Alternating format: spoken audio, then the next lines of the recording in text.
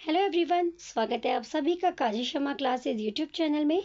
आज के वीडियो में जो टॉपिक हम डिस्कस करने वाले हैं वो है ऑनलाइन एग्जामिनेशन सिस्टम। ऑनलाइन परीक्षा प्रणाली एक बहुविकल्प प्रश्न यानी कि एमसीक्यू जिसको बोलते हैं मल्टीपल चॉइस क्वेश्चंस, उस पैटर्न पर आधारित परीक्षा प्रणाली है जो परीक्षा लेने वाले तथा छात्रों को परीक्षा के लिए आसान वातावरण प्रदान करती है तथा वह इंटरकेस जिसमें उपयोगकर्ता को डर ना लगे, यानी जो यूज़र्स हैं उनको डर ना लगे, क्योंकि जब ऑनलाइन एग्जामिनेशन देते हैं तो स्टूडेंट्स को एक तरह से पेन पेपर का कोई फियर नहीं होता।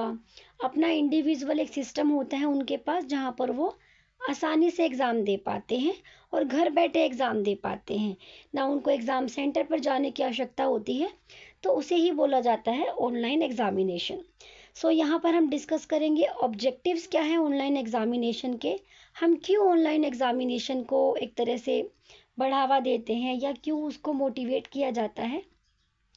सो फर्स्ट पॉइंट है छात्रों को स्वयं का पंजीकरण करने की सुविधा प्रदान करना, यानी जो बच्चे हैं वो खुद का रजिस्ट्रेशन करा पाते हैं ऑनलाइन एग्जामिनेशन के लिए। छात्रों को ऐसा इंटरफेस प्रदान करना जिससे वे बहुविकल्पीय प्रश्नों के साथ साथ व्यक्तिपरक या सब्जेक्टिव प्रश्नों की भी परीक्षा दे सके। थर्ड ऑब्जेक्टिव है वस्तुनिष्ठ प्रश्नों का मूल्यांकन व्यक्तिगत रूप से जांच विभाग द्वारा संपन्न किया जाता है, यानी एक तरह से सेट होता है, पहले से ही प्री डिटरमाइंड एक तरह से एग्जामिनेशन सेट किया जाता है, जहां पर जब आप देखते हो जो OMR शीट्स होती हैं, जब हम ऑनलाइन एग्जामिनेशन के थ्रू उनको करेक्ट करते हैं तो पहले से ही ये प्री सेट होता है। नेक्स्ट ऑब्जेक्टिव है डाटाबेस के द्वारा प्रश्नों के उत्तर स्वचालित रूप से जांच करना, यानी जो स्टूडेंट्स होते हैं वो खुद का इवैल्यूएशन भी कर पाते हैं।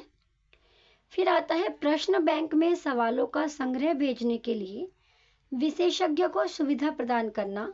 जब आप ऑनलाइन एग्जामिनेशन कराते हो तो उसका एक पैटर्न आपके पास आ जाता है, तो जो क्वेश्चन पेपर सेट करने वाले एग्जामिनर होते हैं उनके लिए भी एक अच्छा एक तरह से आप बोल सकते हो अपॉर्चुनिटी होती है। नेक्स्ट है परीक्षा अनुसूची तथा परिणाम घोषित करने के लिए परीक्षा विभाग की सुविधा प्रदान करना। जब ऑनलाइन एग्जामिनेशन करवाए जाते हैं तो इससे ये एक फैसिलिटी ये भी रहती है कि टीचर्स को एक तरह से रिपोर्ट कार्ड नहीं बनाना पड़ता, अलग से हैंडमेड मैनुअल काम नहीं करना पड़ता, कंप्यूटर के थ्रू ऑनलाइन एग्जामिनेशन में ईजी रहता है ये सारा काम करना। नेक्स्ट हम डिस्कस करेंगे परीक्षा प्रणाली का क्षेत्र क्या है, यानी जब ऑनलाइन एग्जामिनेशन की बात करें तो स्कोप क्या क्या है। सो फर्स्ट है परीक्षाओं की संरचना, यानी सबसे पहले आप क्रिएशन करते हो, एग्जामिनेशन का पैटर्न सेट करते हो कि ऑनलाइन एग्जामिनेशन की क्रिएशन कैसे करनी है या किस तरह का पैटर्न सेट करना है। फिर आती है परीक्षाओं का अंकन, फिर की जाती है मार्किंग, फिर आप कैलकुलेशन करते हो with the help of online या फिर ऑनलाइन टूल्स की हेल्प से। नेक्स्ट आता है परीक्षाओं का निरीक्षण, जो सुपरविज़न होता है वो भी एक ऑनलाइन पैटर्न से ही किया जाता है। फिर आता है टाइप्स ऑफ ऑनलाइन एग्जामिनेशन, क्या क्या टाइप्स होते हैं। फर्स्ट है इंडिपेंडेंट वर्क, यहाँ पर आप इंडिपेंडेंट वर्क भी कर सकते हो, ग्रुप वर्क समूह कार्य आप ग्रुप में भी काम कर सकते हो। पूर्व परीक्षण प्री टेस्टिंग भी की जाती है। फॉर्मेटिव असेसमेंट समेटिव असेसमेंट आप सर्वे कर सकते हो, इसमें स्टूडेंट्स का इवैल्यूएशन आता है। प्रदर्शन परीक्षण यानी कि परफॉर्मेंस भी आ जाता है। एंड प्रैक्टिस भी आप जो है ऑनलाइन एग्जामिनेशन जब आप देते हो तो उससे पहले जैसे हम बात करें प्रैक्टिस सेट लगाए जाते हैं, मॉक टेस्ट लगाए जाते हैं ऑनलाइन, तो ये सारे तरह के टाइप्स आपको ऑनलाइन एग्जामिनेशन में देखने को मिलते हैं। क्या लाभ होते हैं, यानी कि एडवांटेजेस बोल सकते हो आप, बेनिफिट्स बोल सकते हो ऑनलाइन एग्जामिनेशन के।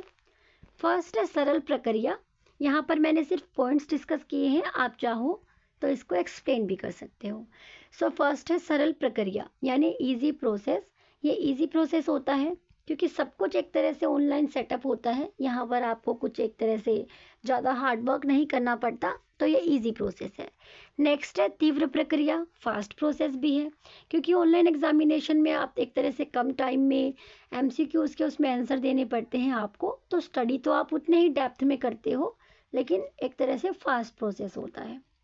फिर आता है दूरवर्ती पहुंच रिमोट एक्सेस, यानी कि जो दूरवर्ती क्षेत्र होते हैं, बच्चा दूर बैठे भी एक तरह से एग्ज़ाम दे सकता है, भले ही उसका स्कूल भले ही किसी और कंट्री में हो, वो किसी और कंट्री से, अपनी होम कंट्री से बैठकर अदर कंट्री के एग्ज़ाम भी दे सकता है, यानी कि रिमोट एक्सेस है। फिर आता है अत्यधिक शुद्धता, हाई एक्यूरेसी। यहाँ पर किसी एक तरह से गलती की संभावना नहीं रहती या फिर किसी चीटिंग की संभावना नहीं रहती। आसान ग्रेडिंग, बच्चों को मार्क्स देना ईजी रहता है क्योंकि ऑटोमेटिकली कैलकुलेट होते रहते हैं मार्क्स।